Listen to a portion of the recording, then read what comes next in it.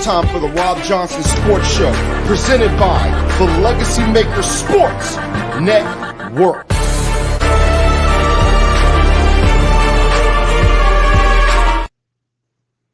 What is going on, everybody? Welcome to the Rob Johnson Sports Show, my second show of the day.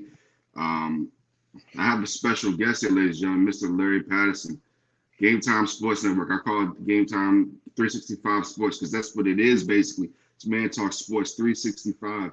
For you people out there who don't know what 365 is, go read a book. Anyway, Larry Patterson, man, let them know what you do. Let them know your social medias and everything that you got going on, sir.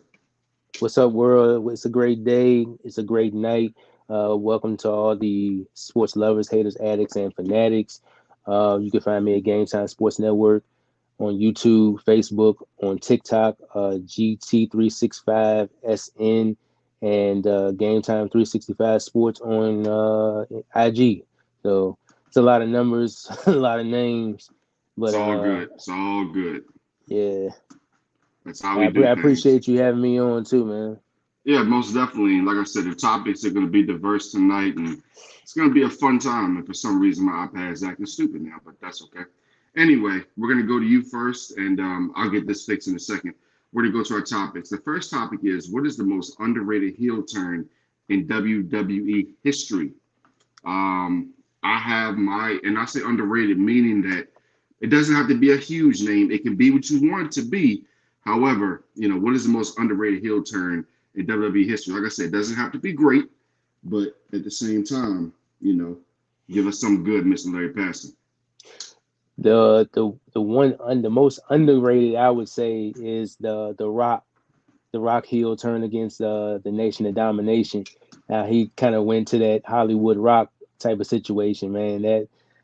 That was a little underrated because that I felt like that sparked who the Rock was, his attitude, his whole character. So I would say the Nation of Domination heel turn when he gave Farouk the picture of him, and it kind of sparked that whole thing. So yeah, I would say the Rock. I would also put Shawn Michaels in his two heel turns, one against Marty Jannetty in the barbershop, and then with the Montreal screw job. Even though I think he was a little bit of a face then, but that turned over him in his career, how his career turned out. The young bad boy, the hottest thing going at the moment in wrestling at that moment. So and he was, and that sparked who Shawn Michaels was in his career.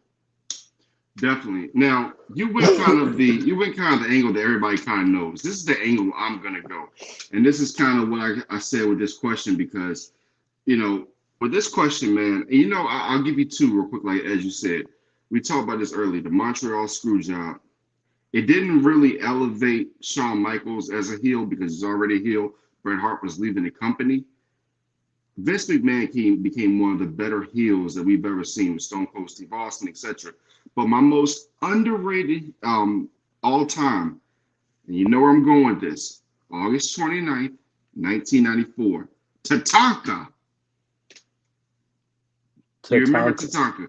Do you remember that? Because if you remember, Lex Luger, everybody thought that he was going to join the corporation. Remember, he was he was Cody Rhodes before Cody Rhodes was Cody Rhodes. He was the All-American. He loved America. He was supposed to beat Yokozuna, but he failed at SummerSlam a year before. So it's like, my God, what is Lex Luger going to do? Is he going to join a $1 million corporation? Which I thought at the time, if you think about it, if he had joined the $1 million corporation, he could have done some things. But that group was kind of stale at the time. You had Ted DiBiase with IRS, which is a little bit of an oxymoron because this is a man who's, what's the word for it? He's out here laundering money, and he's got an IRS agent on his team, stuff like that. So okay, all right. So Tatanka, the Native American, and it goes along racial lines. I know people say, "Oh, racial lines." It's funny though. The Native American joins the man who took all who took his land, and it's like it makes no sense. That's why so many people were mad at Tatanka. But the thing is, it did nothing for his career. But at the time when it happened, so many people were upset about it, and so just heard about the fact that Tatanka is going with the $1 million corporation. Your thoughts on Tatanka going with the $1 million corporation? And maybe it was maybe it was needed for his career, because by him being just that good guy, sometimes you gotta go that other route to see how far you can get. I mean, just like what we was talking earlier, how some wrestlers do better as heels versus as faces. So I guess every wrestler has to do it. And John Cena did it when in the start of his career, and then it couldn't go back. But as far as Tatanka, I feel like every wrestler got to go that route. You can't blame him. But you look at a guy like Cena. I mean, even though he had the heel turn at first, I mean, it was more like a fun heel. You know what I mean? He's never really been like a heel. I've always said that for a guy like John Cena, he would have to go the Hulk Hogan route. I think if he ever did that, that would completely change the business forever. Even like a guy like John Cena going to AEW and becoming that heel. Because Tony Khan will probably try to do some stupid stuff like that. Because he copies everything from WCW. He copies everything from WWE. He has no imagination. He's always he hasn't slept in 30 years. I mean, you know what I mean? Like, so a heel turn like for John Cena, I think that would change the game. But I go back to your point about Shawn Michaels. I mean, yeah, man, that was a turning point. Because a lot of people said, "Oh, Shawn Michaels is good," when he was with the Rockers, but they didn't know he was going to end up being that. I mean, come on now, right? Right. So when he was with the Rockers, just like I was talking about how you make that heel turn, or maybe that tag team wasn't working out. I know it's plenty of tag teams that done that before. And one tag team in particular I wish would do that is Street Profits. I wish Montez would just turn on Hawkins. Just so that can spark it. I'm telling you, they're too nice, bro. They're too nice, man.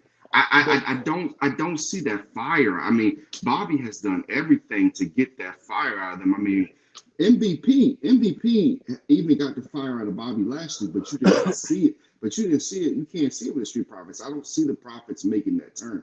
I don't see them. It just doesn't. I just don't see not just the Profits though. Not the Profits. Just Montez or Montel. Just him. And think about it. I can't even see Bianca Belair as a heel either. But think about it, Montez and Bianca. Brother, they got that reality show. They got that reality show, man. That's gonna hurt it, bro. That's gonna hurt it. If both of them champions, that's gonna hurt it. I just think with that reality show, it's gonna hurt it, man. I mean, you don't see Roman Reigns out here doing reality shows with his wife. Roman Reigns is in the minds. Look, bro, in the minds of the fans, Roman Reigns is a player. He's jet flying like Ric Flair. He's out here in limousines. He's chopping them down. Missionary's boring. He could do that if he wanted to, man. But I definitely see your point. I mean, yeah, man. That when you get a reality show, it's like rappers who get reality show. It's like when I knew Jim Jones got that reality show, I knew it was over from that point. So it's over for Montez Ford, bro. Like I told you before, he got to go to AEW or something. Like I just don't see it, bro. You see he do the pose now. Ain't nobody scared of you, bro. Like, did you see the video that I shared with you about with him doing the little thing when Ronda Rousey came out there? And then it's stuff like that that kind of makes me like, I can't really take you serious. I mean, what is but it's potential there. I mean, what is he? A dinosaur Michael Jackson on crack? What the hell is this? what the hell is this, man? Like, come on, man. Come on. And that's what makes me think that he can flip it because he's an entertainer. He's a better entertainer than Hawkins. You gotta fess up to that. Oh, most definitely. Yeah. So I feel like at any moment, I feel like he can turn that switch because I feel like he can be talented enough to do that, regardless of the this and that. But I hate to say this, man, but this, and we'll be, and this is the last thing I say before we go to the next topic. But man, honestly, this if they were to turn on each other, I don't think it would be even more. I don't think it would be any more significant than when Prime Time turned on each other. It's over, bro. I'm sorry, man. Like, come on, bro. Look at the tag team scene right now. Look at the tag team scene. They can't even get a title match in Yeah, this that's scene. crazy. That's crazy. So yeah. But anyway, ladies and gentlemen, let's get off of WWE because they're just doing too many stupid things right now. And let's go to a second topic. A topic that you know about, a team that you know about, that you've been watching and loving your whole life. You see that look on Larry's face right now? You see that look? Do y'all see that look? It's about to go down. This man, ladies and gentlemen, J.J. McCarthy. This man, J.J. McCarthy, this over his career has had 713 pass attempts, 11 interceptions. If you compare that to Caleb Williams, he's had 1,099 attempts with 14 touchdowns. So that basically tells me, Larry, that J.J. McCarthy is a protected quarterback. He's not. What is he? 49 touchdowns, 11 interceptions. He's protected. He's protected that Michigan system. I don't feel that him going to Denver will improve the situation if he goes there. There are rumors about the Patriots moving up to number 4 to draft him at number 4, which would be an absolute disaster. I warned the 49ers about Trey Lance a few years ago. I warned a few teams about drafting certain guys. Your thoughts, sir? There was reports earlier. I don't know if it was true or not, but basically how they were saying that Sean Payton was gloating over JJ McCarthy. Now, I'm not going to give Sean Payton all the credit for Drew Brees and whatnot. I'm just going to show Russell Wilson for a second because these guys made championships with Sean Payton. But carry on. we're gonna get into that in a minute. Mm-hmm. But I feel like Sean, when okay, JJ comes from Michigan, so he's, like you said, he's in a protected system. He knows how to win. He is a winner, and he's been coached by a winning coach. He can make the throws. He can make the throw on the run. He's coming from the pro style offense. So I feel like when you come from Jim Harbaugh and you go to maybe a situation with Sean Payton, who can coach him through, you never know what you're going to get out of these rookies. You could have Caleb Williams is the more loved right now throughout these whole weeks. I mean, since last season, preseason. You don't know where these quarterbacks are going to fall and how they're going to do once they get to that next level. But I feel like if JJ gets in the right situation, whether it's in Denver, I feel like he can be that underrated. At the end of the season, you're gonna be sitting here saying, "Damn, he is a winner." And some quarterbacks do transition that over to the next level. So, I like it. At first I wanted Bo Nix, but I'm like, it's something about JJ. I think Bo Nix in Denver is the perfect spot. I think Bo Nix going to Denver, I'm not gonna say Michael Penix because Sean Payton may bench him by the third game if he throws a pick. So, I think Bo Nix is the right guy. But let me say this: I do not look at JJ McCarthy as a first round pick. He is not in my first round mock draft. He's not in my second round. JJ McCarthy for me is a third to fourth round pick. I think that if Denver got him in the third to fourth round, I think that'd be terrific. And I say that because there's less pressure. I say this about Zach Wilson. Zach Wilson going to New York was the worst thing that could have happened to him. Going to a San Francisco 49ers team would have been great for him because of, being at BYU, going to San Francisco under the radar, stuff like that. I don't look at a guy like JJ McCarthy going to Denver. And you got to realize Denver's hot right now. And I'm not saying hot and good. I'm talking about Lil Wayne hot. Okay? It's Lil Wayne hot. The block is hot right now. There's a lot of pressure on a lot of people. JJ McCarthy just came out of a very comfortable situation. Arguably one of the better defenses we've ever seen in college football, right? You're going from that to a team that gave up 70 to Miami Dolphins, a team that struggled down the stretch. The Broncos defense, yes, they got better. But, I mean, you look at some of the games. They went to Buffalo. They won. They went to Kansas City. They won. But they started acting a little bipolar at the end of the season. Couldn't really stop people. Their offense slow down a lot. And I contribute that a lot to Sean Payton. And the thing is that when you look at a guy like Drew Brees coming out of Purdue was a damn good quarterback. People who think that it was just all Sean Payton, no. You don't throw for 80,000 yards and it's all your coach. The New Orleans Saints had weapons. Am I lying, sir? The New Orleans Saints had real weapons, and that defense was always had its strong points. But Sean Payton, at the end of the day, had some coaching snafus. We talked about this earlier. Yes, if you were the Denver Broncos, you're getting a great coach, but you're also getting a coach who, even though he was quote unquote cheated in the NFC Championship game, he held a 13-0 lead, Mr. Patterson. Okay? He was able to get to overtime, and he still lost. All right? So, we'll get to Sean Payton in a second, but I just don't look at J.J. McCarthy coming into the system being able to handle things. Now, you look at a guy like Bo Nix, a guy who went to Auburn, failed, went to Oregon, killed it. This man, the only reason Bo Nix did not win the Heisman or a national championship this past year was because Michael Penix pulled a rabbit out of his you-know-what. And if it hadn't been for Michael Penix, twice, and if it hadn't been for Michael Penix, Oregon's going to national championship. Oregon's winning the national championship. Bo Nix would be your Heisman Trophy winner today. Bo Nix is a really good quarterback, and I see these projections, and it really bothers me. So what would you think if a guy like Bo Nix came to Denver? Do you think that he could be that next John Elway type of quarterback? I feel like with his size, his height, his arm, I feel like he can. And like every quarterback in this draft, they got that's just with any draft. They got their pros, they got their cons. One thing with Bo Nix, and it might be with every quarterback, is just the padding of the ball when you just that I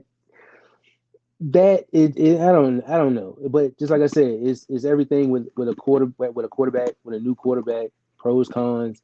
I saw it at first because I was like, man, I like Bo Nix, and I still like Bo Nix. Mm-hmm. If whether we get Bo Nix or whether we get J.J. McCarthy, I'm not upset. It's just we need our own quarterback of the future. Let's face it, John Elway was drafted by somebody else, and then he came in. So Denver technically really hasn't had that franchise. I mean, they had John Elway, but the franchise quarterback that we drafted. You know what I'm saying? Yeah. So I know we tried. We went the Paxton Lynch route. I was getting ready to say the Paxton Lynch, man. That's something that scares me. You know what I'm saying? Now, and I think people, speaking of things people forget that even though he wasn't drafted, Jake Plummer had a little bit of success in Denver for a while. He did. He had some success. Yeah, Peyton Manning, he slowed down towards the end. That defense was really the strong suit. But do you really trust J.J. McCarthy with your first round pick? Do you really?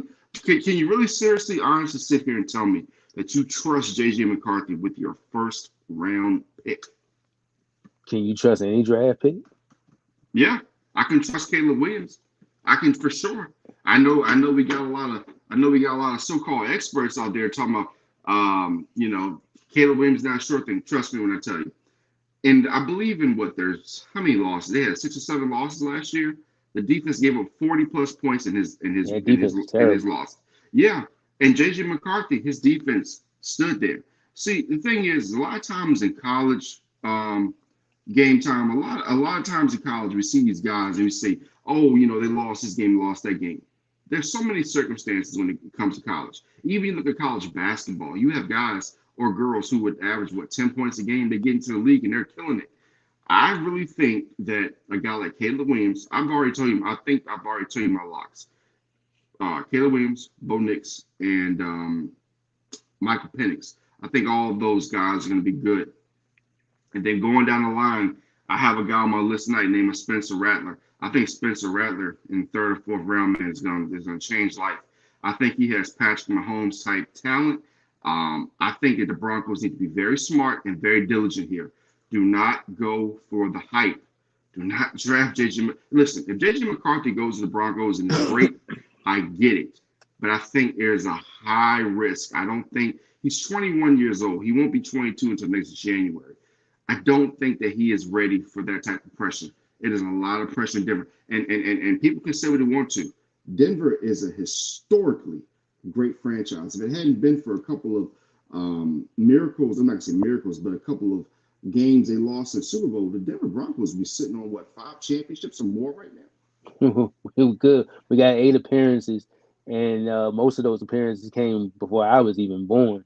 Yeah. I know with 87, I think they went to one after that, but shit, I wasn't even, you know, of age to really know what the hell was going on.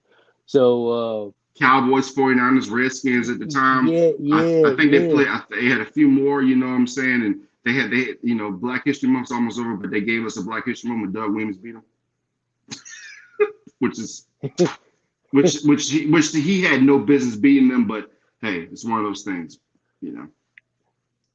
Yeah, man. So with- m- football needs to be good again in the Mile High City, and you know, people say what they want about Sean Payton, but with that 1-5 start, that did something, because right after that they won like 6-7 straight. Yeah. So a lot of people talk about the 1-5 start, and yeah, we gave up 70, but you also give credit to Vance Joseph for turning things around on that defense, and as well as Peyton. Like, look, they had to have some kind of chemistry. We about to get into to Peyton and Russ and later on, but it had to be some kind of chemistry there, to get that whole thing started. Granted, the fact that you got a good running game at the time, and your defense was playing much better, getting takeaways and stuff like that. So, I think going into this draft, like, we got 3 drafts in the top 100. That's not going to cut it, especially when your AFC rivals are getting better. You got Jim Harbaugh coming in over there now, John Harbaugh, or whichever Harbaugh, coming over there now. The Raiders are getting fucking better. Oh, excuse me, the Raiders are getting better. The Chiefs are the Chiefs. So I mean, we gotta, if we don't take JJ or Bo.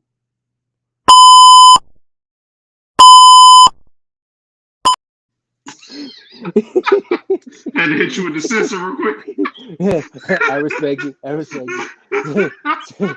So if we don't hit on a quarterback, which I think is a really, really big need, especially even if we keep Russ, like, we need that other quarterback in the grooming session, because I mean, well, I'm blanking on my man's name right now.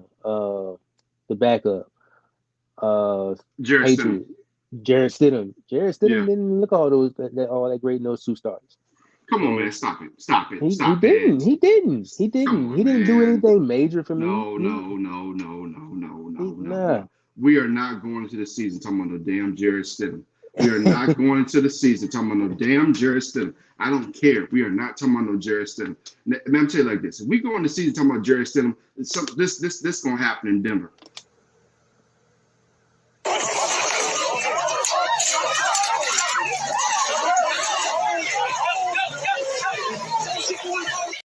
Jared Stidham is gonna get attacked at his camp. He's gonna get attacked at his camp. And I guarantee you, he ain't gonna do what Cam did right there. Cam gonna knock him out. Now, speaking of fights, speaking of controversy, let's get to our next topic, our last topic with you on the show here tonight. Before we send you off and you tell us about your social media again and where they can find you. This man, this beautiful graphic done by me, Rob Johnson, legacy, no pun intended, legacy. Graphic. Yes, sir. Hey, you know how I do, sir. Sean Payton, is his legacy on the line? Ladies and gentlemen, we are about to get deep. Is his legacy on the line? Oh, by the way, let me ask you a question. 169 and 105. 2 coaches have these records. 169 and 105. 167 and 102. Guess who has the 167 and 102? Sean Payton. Nope, Mike McCarthy. Who has the 169 and 105? Sean Payton. No, Sean Payton. Okay. Sean Payton. So he only has. He's supposed to be the greatest thing since sliced bread, but he has 2 wins over the considered most overrated coach of all time. Even though they both have 1 Super Bowl. Let me ask you this too, Mr. Game Time. How many? Do you know how many playoff wins Sean Payton has? I can't tell you offhand. 9-8. He's 9-8. You know what Nine Russell and Wilson's? eight. You know what Russell Wilson's record is? 9-7. How many times has Sean Payton beat Russell Wilson in the playoffs? He didn't. Russell Wilson beat him in 2013. They headed to the Super Bowl. Who gave up the long pass to Stephon Diggs? Oh, that wasn't Russell Wilson. That was Sean Payton. Who gave up 70 to the Dolphins? That was Sean Payton. Go ahead, sir.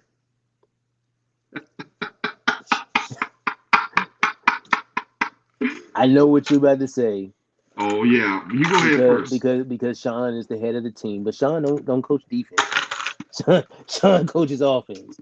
So, yeah, you can put that on him. Yeah, that goes on his resume.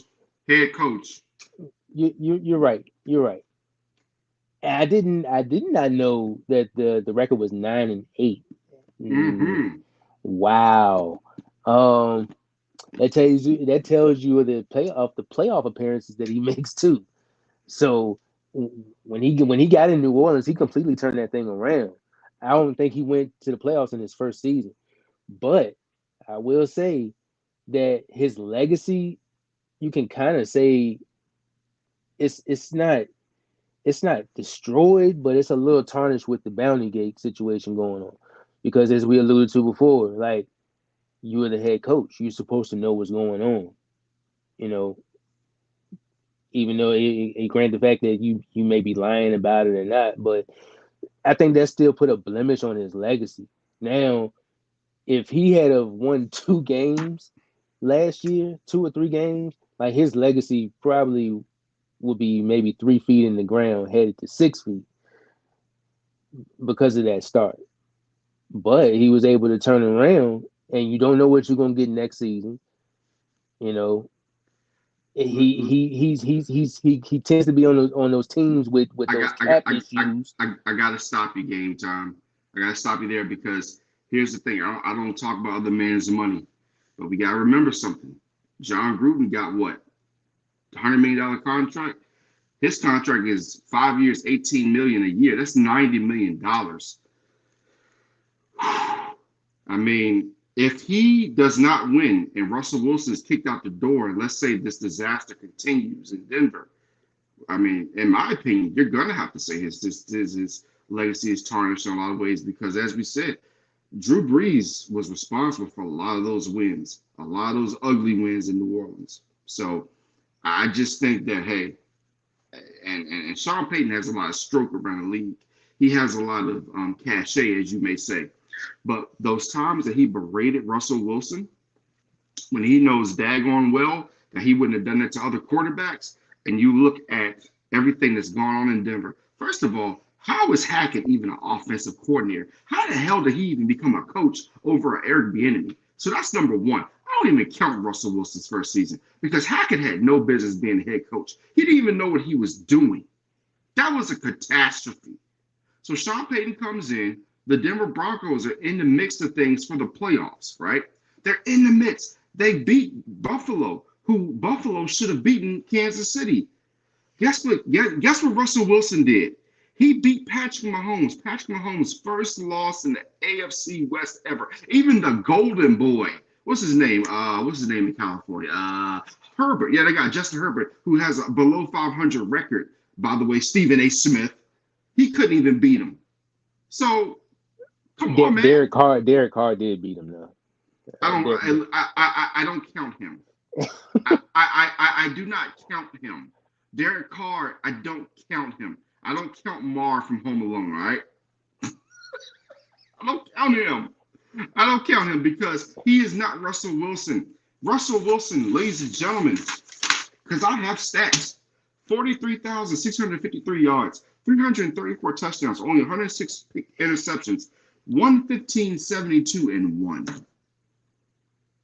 Drew Brees played what, 19 years, almost 20 years? Russell Wilson's only in his, 12th year? He's got time.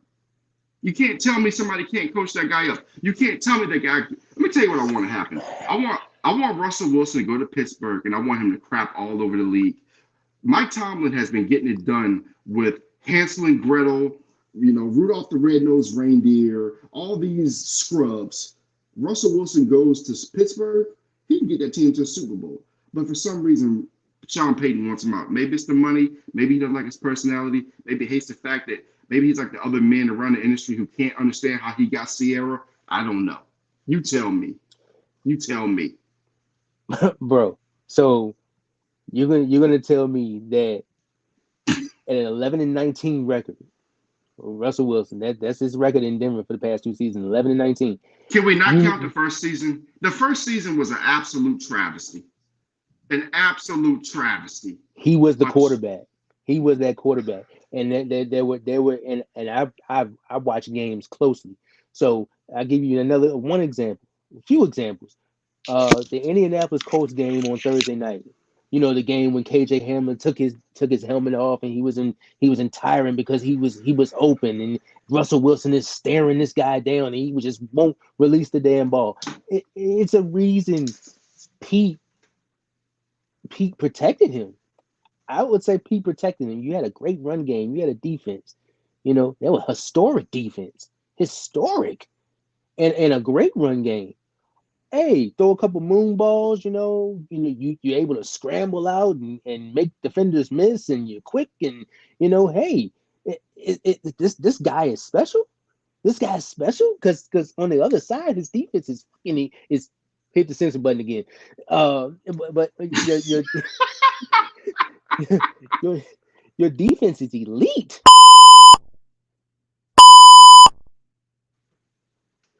Your defense is elite. You got one of the best running backs in the league at the time. I'm not saying that Russell's a scrub. No, I'm not at all. But there's blemishes on his game that's like we've been seeing this for too long. Bro. But game time. Come on, man. How many Super Bowls has Russell win to? He's been to 2. How many has Sean Payton been to? He's been to 1. What happened in the fourth quarter? And Darrell Owens, if you're listening to this, please get off right now. What happened against the Packers in the fourth quarter?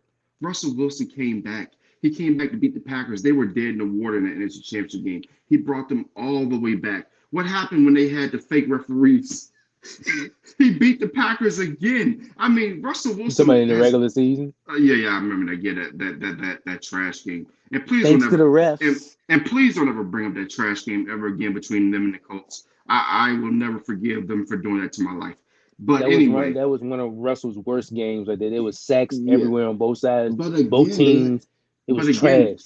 But again, they had Hackett. Hackett had no business being the head coach.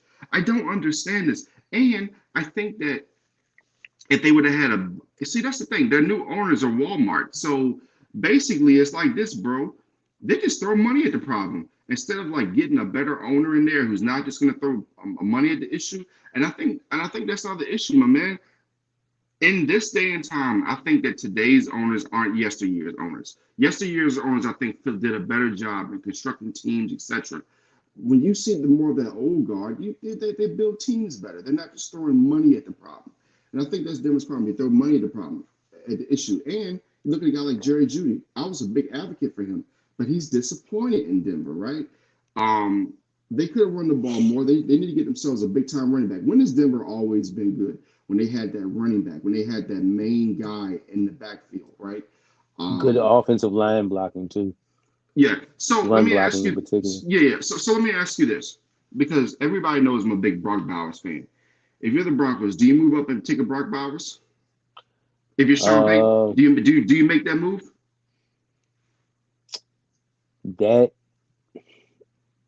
Nah, I'm gonna have to pass on it because you also need, you also got needs on the other side of the ball. We need a pass rush.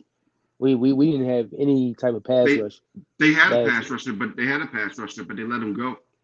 Went to Miami. You talking about Bradley Chubb? Oh yeah, most definitely. Yeah, and that's another thing with Bradley Chubb. When was he available on the field?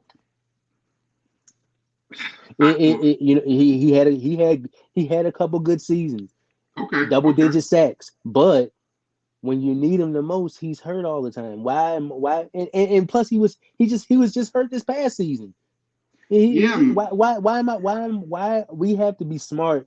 Like if like on the owners anyway, GMs, you got to be smart if you really want to pay these players. Like all right. he's going to Miami now, and then you had to Mhm. deal with an injury in his first season. Like I'm not paying. I understand injuries happen, but no, I Okay, need availability. so right? You're Sean Payton, and you need a quarterback. Let's say for some crazy reason they keep Russell Wilson, or they want to go with Jarrett Stidham, because next year who's coming out? Quinn Ewers, Shador Sanders. He's right there in Colorado. Who I like knows what Quinn. could happen? Yeah. I like Quinn Ewers. He's a really good quarterback. I wouldn't match the But door either. yeah. I mean, like I said, he's right there in Colorado, so there's a connection. But there's a name that a lot of people aren't paying attention to. You're talking about you need a pass rush. Now, he has to, I think Denver would have to move up for him a little bit, but I think it'll be worth it. Um, Dallas Turner out of University of Alabama, 6'4", 252 pass rusher. He's a really good pass rusher. He can stop the run. He's a really good player. He has some Derek Thomas in him. He has some Michael Parsons in him, in my opinion. I think he could be that next great pass rusher for the Denver Broncos. I know it's all about offense, but as you said, man, they've got to be able to stop the pass because you brought something up. And this is the problem with Sean Payton right now. He has to realize this is not the old division with the Saints. There were some competitive teams, but you got Kansas City, who just won a Super Bowl, and they weren't even that good. That should tell you something. They weren't even that good, so they're going to build back to being great. Then you got the chart. You know what? Until the Chargers prove me wrong, I'm not gonna say anything about them because they got to prove it first. Even though they got Harbaugh in there now, they got to prove it. But the one team that you got to worry about in the AFC West now, especially if they get a quarterback, are the Las Vegas Raiders. That defense They ain't no coming, joke. man. They are coming. They coming. Listen, guys. The old AFC, and I know people who don't remember the old AFC West when they had the Seattle Seahawks. The Hell Seattle yeah. Seahawks and Denver Broncos is one of the great rivalries of all time that a lot of people forget about, sleep on. So, and what I'm saying that to say this: Sean Payton has to understand this is not just your cookie cutter franchise. This is the Denver freaking Broncos. This is a historically great franchise. This franchise is as important as any other franchise. This franchise could be America's team for all we know. Who deserves It is. better? We mean as far as what?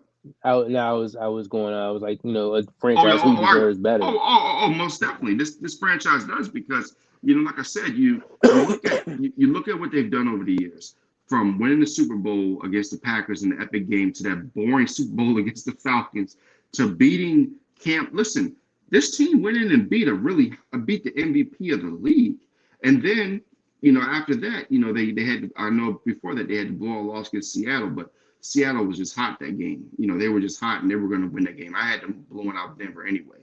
But Denver is a great franchise who the fans deserve better. And right now,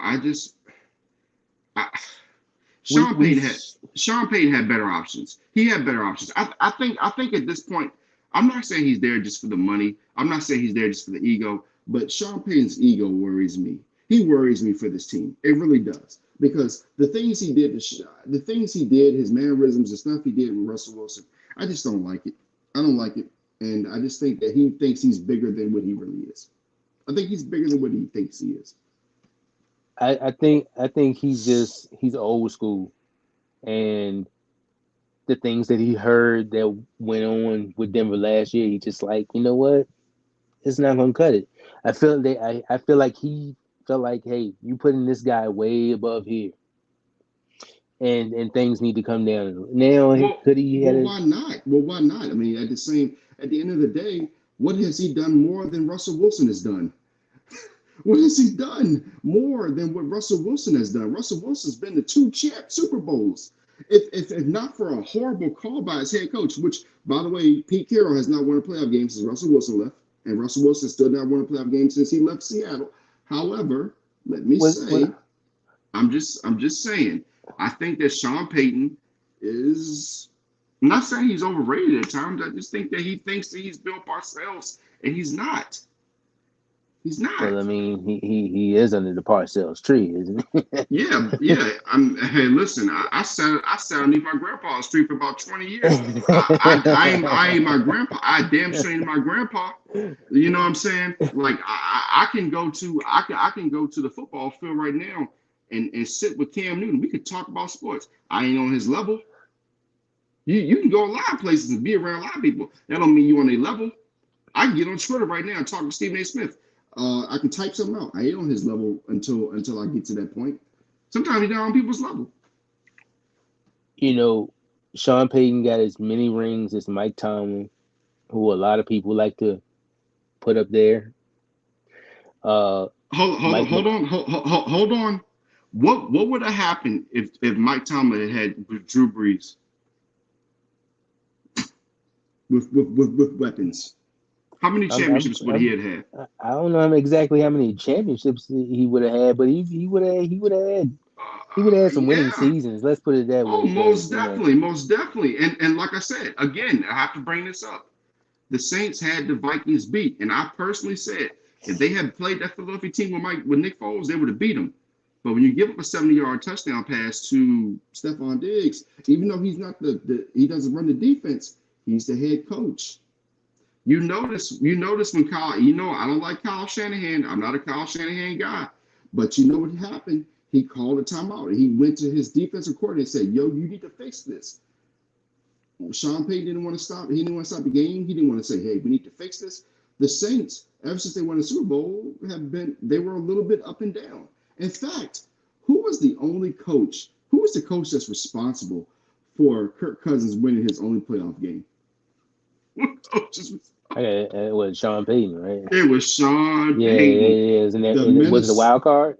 It Or was a divisional? wild. It was the wild card game. Wild card. Yeah, I yeah, mean, yeah. even Daniel Jones couldn't lose.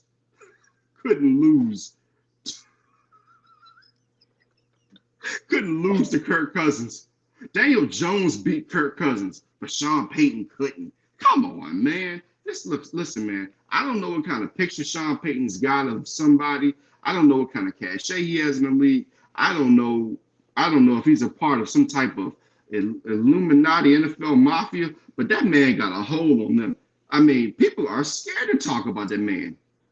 I feel like this. If he gets the right quarterback in there, I feel like he's going to be doing what he did for 6 or 7 weeks last year, and that's keep a lot of mouths quiet. Now, granted, the fact that those teams like Buffalo in the Buffalo game, if it wasn't for Buffalo and them causing that penalties, they would have won the game. If Oh, it if it if yeah. it wasn't for the bad calls on Minnesota side, Minnesota would have won that game on Sunday night. You Yeah. know, give Denver credit for them beating the Chiefs finally, but But no, you gotta admit, man, Sean Payton, even if you go back and look at week one, see, I didn't never want Payton in Denver. I wanted them to get somebody else. I wanted Eric Bieniemy in Denver. I think that would have worked out so much better. Just because I think that he would understand how it is out there in the AFC West because he was the coach with Kansas City. But even you go back to week one, man, the onside kick against the Raiders, he's basically like, I'm better than you. He's basically like, look, I'm Sean Payton. Anything I do will work. Nah, man. I think his time is. I'm not gonna say past, but I mean, the coaching tree has gotten younger. It's gotten more vibrant, and I think there are gonna be certain guys that are gonna go to Denver, going to say, "Hey, you yelled in the face of a Hall of Fame quarterback. You did this, you did that. Do I really trust you? Are quarterbacks really gonna trust Sean Payton game time? Are they gonna trust him?" Especially if hey, you bring in a guy like JJ McCarthy, as we talked about earlier, who may not be ready. I mean, I don't trust him. I don't trust him at this point. I mean, he could just be getting the money and running. Who knows? and who knows? They still may keep Russ. I mean, paying him 30, you paying him 37 million, whatever million anyway, 37 to How 39 million anyway. So how uncomfortable is that gonna be though, man? I mean, it's just some situations you got to get out of, man. hey, it's a It is business. not. It's It's a a business, business. but it's a business. But as I told you before, we it's not a. I don't think it's a good situation because things can get very ugly I'm talking about literal fights. I mean, I haven't heard any reports of any fighting in the locker room for the Denver Broncos. But man, you can't tell me Russell Wilson in his mind didn't want to square up with that dude. Come on, man. But here's the thing. Here's the thing. Okay, Russell played Pop Warner, middle school, I'm sure, high school football, college football. You mean to tell me no coach ever got is wrong for a coach to get in a player's ass? Oh no! I don't want to be up here and seem like I'm being soft or anything. I think you definitely need to be hard on a player, but I think that some of the stuff that Payton did, man, was over the line. I mean, you're doing at that point, he's just doing too much. You know what? At that point, you know what? I'll say this. I believe that yes, you should be hard on people. When somebody is trying to be hard on you, they're trying to get you the best out of you. When a coach will say, "Hey, I want to yell at you, I want to, get the best out of you," I'll do this, do that. But then there comes a point when you just don't like somebody. It just comes a point when it just comes across. It goes from yelling and coaching and I want you to be better to just, I don't like you, mother. I don't like you. And Sean Payton don't like him for some reason. I don't know if Sean Payton doesn't like the let's ride. Come on, Denver, let's ride. I don't know if he likes that. I don't know if listen, I think him going down to New Orleans made him hard. I think he was hanging out with the No Limit Soldiers. I think he was hanging out with the No Limit Soldiers or something. Let me tell you though, like a coach like Sean Payton, I imagine him with a quarterback that's gonna bring fire. Not necessarily a Tom Brady, let's go, let's have him go, but like a quarterback that like give me a damn. Give me a damn every now and then. Give me a cuss word every now and again. You're down by 20 and it's still you're clapping on all right, guys, we can do this, guys. Let's go. I understand the power of positivity, new day. But I need a quarterback that's gonna fire this team up and just maybe he just does Russell just doesn't do that for me. He don't give me the confidence. It's like if we down by 10, 15 heading into the fourth quarter, I can rely on you to just bring that fire. Yeah, he said he want to play with the fire. So you telling me you want a Willie Beeman? Yeah, not even Willie Beeman, but just. I mean, come on, man, because just give me a little spice. That's all. Because at that, man, look, man, Willie Beeman would probably knock Sean Payton out within 5 minutes, man. Oh, for sure. He ain't doing that, and that's what I'm saying. But like, see, that's the problem in society. I think it's we want these people who are gonna be rough and tough and all that stuff, with the Afro puffs and ish. But Russell Wilson, he's not that type of guy, man. But listen, Wilson, he's built, he's stocky. So at the end of the day, if he wanted to, he could knock Sean Payton out. But what would that do for his career? They'd be calling him all types of thugs and thuggery and all this other stuff. Russell Wilson, he just comes from a background where, like, look, suppress your anger, pray about it. And I'm being serious right now when I'm saying this. Suppress your anger, pray about it, don't get too upset because you don't want to get yourself stereotyped, etc. I'm serious. I think that's the type of background I think that Russell Wilson comes from. He doesn't want to be in that stereotypical type of role. So that's why he doesn't go in for Sean Payton. But again, right now, as of today, which is February the 27th, 2024, if you had to give the Broncos a win total right now going to next year, honestly, right now, if everything was stay constructed as today, do you give them 7, 8, 9 wins? What do you give them? 5, 6. Jesus Christ. Are you okay? All right, real quick. With Russell Wilson? Yes. 7. Okay. So let me ask you this again, and then we'll get you out of here. We'll get you out in the next few minutes. If the Denver Broncos are you more worried about getting the defense fixed and possibly getting a Quinn Ewers or a Shedeur Sanders next year? And I'm not saying tank, but I mean, you see teams tanking all the time. Do you skip the quarterback, go defense, and then get your quarterback next year? Oh man. I mean, because honestly, Quinn Ewers, Shedeur Sanders, I mean, that's gonna, especially if they draft Shedeur Sanders. I mean, that's gonna be a lot of media attention. It's a couple other quarterbacks that come out next year too. I Yeah. think off the top of my dome, but I think we could just go ahead and get that quarterback wrapped up. Just get it wrapped up. Take a swing at it. But even though I think quarterbacks like Spencer Rattler will fall deeper, and I think they're saying he's the best thing, next best thing to Patrick Mahomes. But I mean, Yeah, yeah. that's Remember I was saying that that's earlier. Yeah, and that's what I'm saying. that's Third, fourth, fifth round, man. You can get a guy like that, and he can come in. But again, it's all about Sean Payton. Can Sean Payton put his ego aside and coach in today's new world? Because you're not going.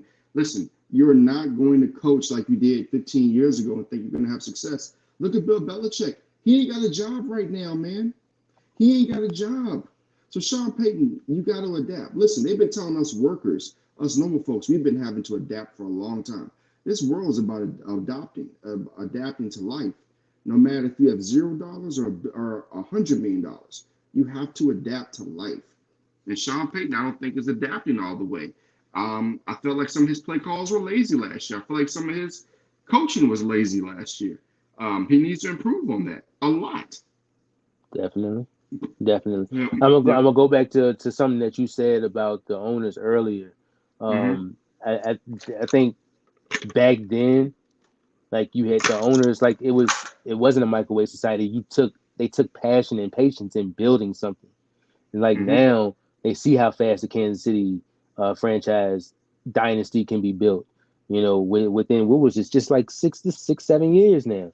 Yeah. So they seeing how fast this thing can develop, and they want a microwave society. But you still got to use that patience in there. I mean, you got to build it up right.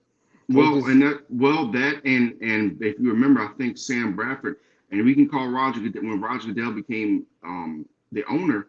I mean, not the owner, became the head of the NFL and became the commissioner. Quarterbacks, you gotta remember, dude. Quarterbacks were getting $50 million contracts out the gate. First round picks were getting money, and that's kind of a crazy when you look at it because football, sports meets society. Around that same time, where athletes were getting big contracts with number one pick, they're not getting that much money anymore. Just like people, regular people, we're not getting as much money as we were getting at a time. So when you look at things overall, that's why when people are trying to do these quick fix and all this other stuff, especially with sports and in the NFL, they're like, look, man, and they're like, we can get a guy for 4 years, 5 years, and pay him the minimum. This is why I think some people were so afraid of Brock Purdy.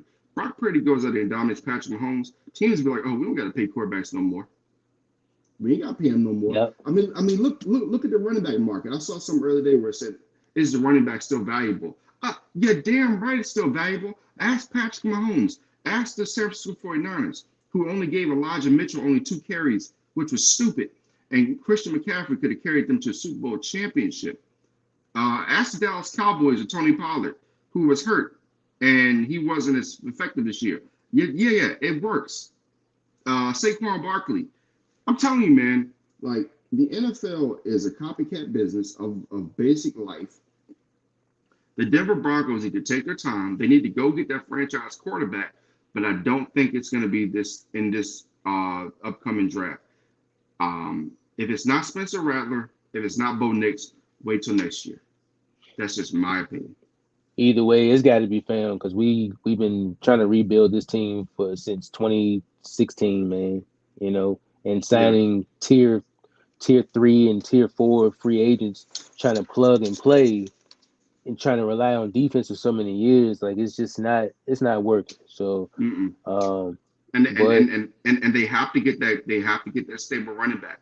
And I'll tell anybody, a guy like Will Shipley, I believe he would be excellent in Denver. A guy like Will Shipley, a guy like I even have him in my top 10 over here. Blake Corum out of Michigan. He would be perfect, absolutely perfect for Denver Broncos. I feel like this: if they do take a running back, like it's got to be like either late rounds or undrafted because Most definitely, most I definitely. do like Javante. Javante is that yard pusher. You know, that's your bruiser.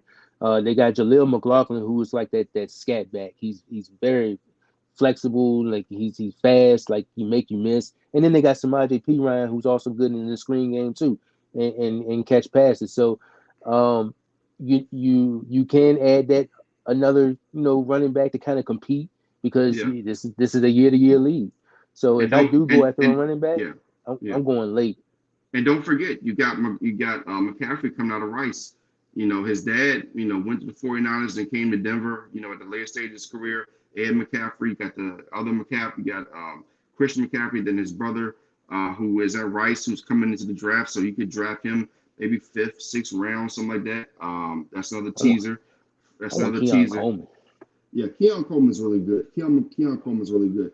But either way, Sean Payton, like I said, this is his first year out of what, a 5-year contract. The next 2 years is really going to show us what Sean Payton is all about. We gave him so many scenarios, we gave him so many different situations that he can take advantage of this and become that next great Denver coach that they have not seen since, frankly, Kyle Shanahan. Even though they won a Super Bowl in that time period, a couple of Super Bowls in that time period, nobody has replaced Kyle Shanahan and his brilliance and his dominance, what they did at that time in Denver Broncos football. Oh, you Anyway, talking about his daddy, yeah, most definitely, Mr. Mr. Mike? Shanahan, Mr. Mike Shanahan. I don't know why I'm calling him Kyle, because he ain't did nothing what his dad has done. So, but Nothing. anyway, nothing at all. Anyway, sir, go ahead and give everybody before you get up out of here. And I got 2 topics left. Give everybody your social medias again. Tell them what you do and why you are such an impactful man when it comes to the sports world. Yeah, man, I'm just a dude that loves sports, man. I respect journalists and everybody that puts passion into this. You can reach me at or check my page out at Game Time Sports Network on YouTube, Facebook, TikTok, GT365SN, IG on Game Time 365 Sports.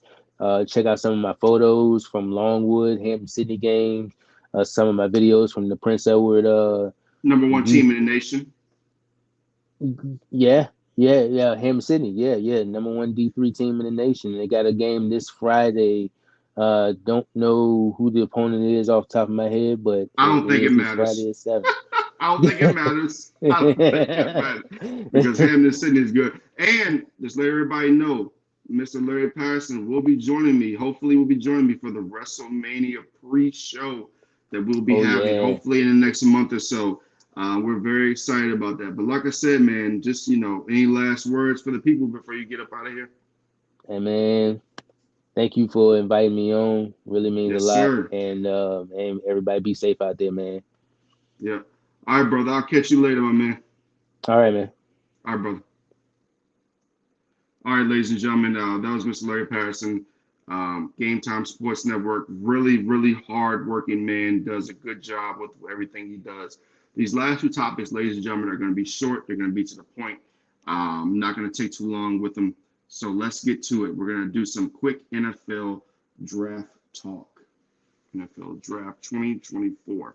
All right, so as you guys see, let me see right here. Make sure I got it together. There we go. Let me get this off. So, again, that was Game Time Sports Network. Larry Patterson. Again, follow everything he does. He's great when it comes to sports content.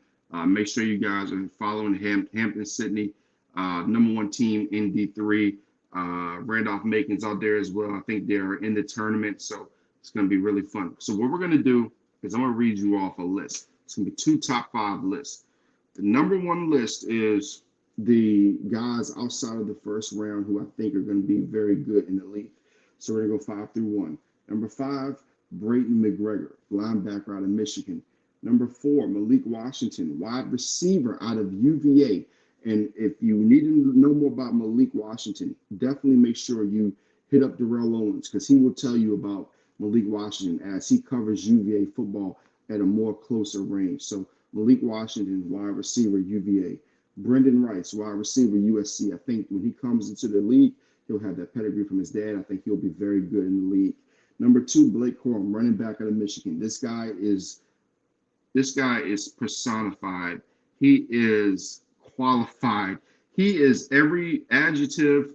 He's everything you can think of when it comes to just what a special player is in football. He's going to do a lot of great things in the league. He carried that Michigan team. He is going to make a true impact, and somebody is going to benefit in the third round or further when it comes to getting Blake Corum out of Michigan. And number one, we talked about before, Spencer Rattler out of South Carolina. He went to Alabama. I'm not Alabama. I'm sorry. He went to Oklahoma. Everybody thought he was going to be the next Patrick Mahomes. Everybody thought that he was going to be the man, the myth, and the legend. Everybody thought he was going to be the next guy to come into the league and do great things. And Caleb Williams showed up. Caleb Williams took his job. And what did Spencer Rattler do? He went to South Carolina. He didn't tuck his tail. He went to South Carolina like a man, and he played really good football. I believe he was the MVP of the Senior Bowl as well. So this guy, Spencer Rattler, is going to be the steal of the draft, quarterback-wise and overall. Mark my words. There are a lot of other good players, but I think that he is very good. So we'll see how things go. Now, let's go to my top 5 first-round picks, who I think are going to be absolute stars in the league.